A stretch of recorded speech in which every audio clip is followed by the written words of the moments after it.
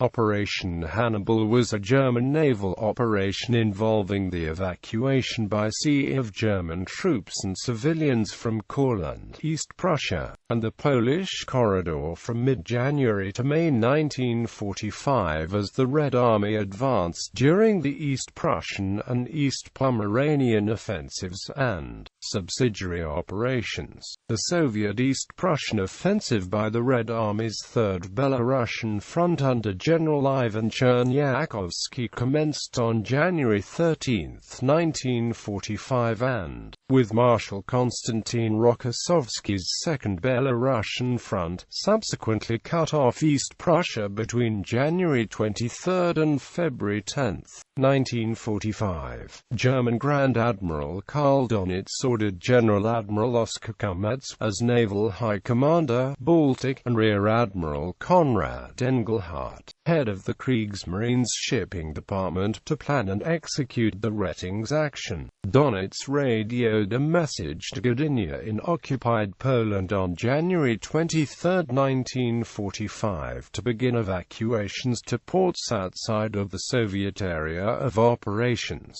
The operation was codenamed Hannibal. Dönitz stated in his post-war memoirs that his aim had been to evacuate as many people as possible away from the Soviets. Right up until his suicide, Adolf Hitler insisted that the war go on. The flood of military personnel and German civilians eventually turned the operation into one of the largest evacuations by sea in history. Over a period of 15 weeks, somewhere between 494 and 1,080 merchant vessels of all types, including fishing boats and other craft, and utilizing Germany's largest remaining naval units, carried between 800,000 and 900,000 German civilians and 350,000 soldiers across the Baltic Sea to Germany and German-occupied Denmark. This was more than 3 times the number of people evacuated in the 9-day operation at Dunkirk.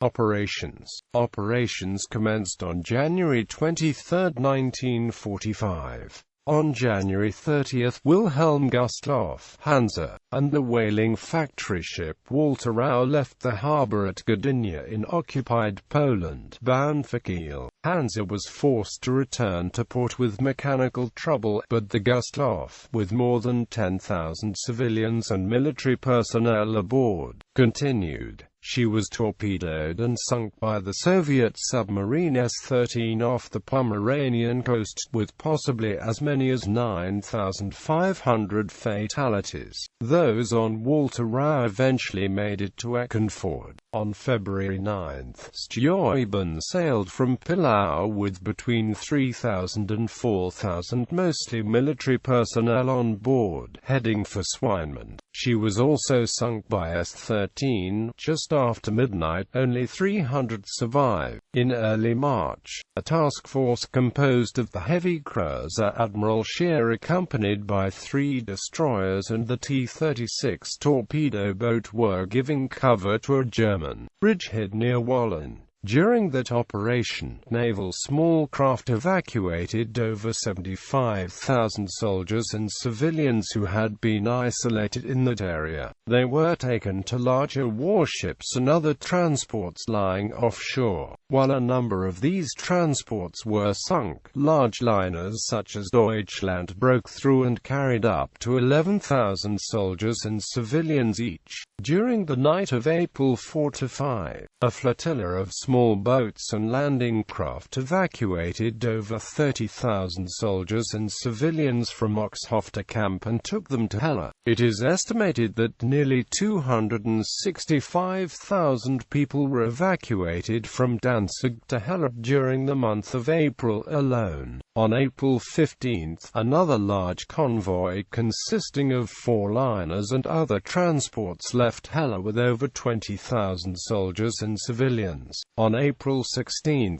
the Goya was torpedoed and sunk by L3, with the loss of over 6,000 lives. 183 survived. Initially, on his becoming Reich president on May 1, Karl Dönitz was determined to continue the war, going so far as to instruct Colonel General Karl Dönitz that combat troops would have priority in evacuation to Germany from the Courland pocket. It wasn't until the afternoon of May 6, with British troops practically on his doorstep, that he gave up on the plan. From May 1 to May 8, over 150,000 people were evacuated from the beaches of Halle. At 2100 on May 8, 1945, the last day of the war, a convoy consisting of 92 large and small vessels left the Latvian city of Liepāja with 18,000 soldiers and civilians, while several hundred of those who had boarded small ships on the last day of the war or after were captured by Soviet MTBs.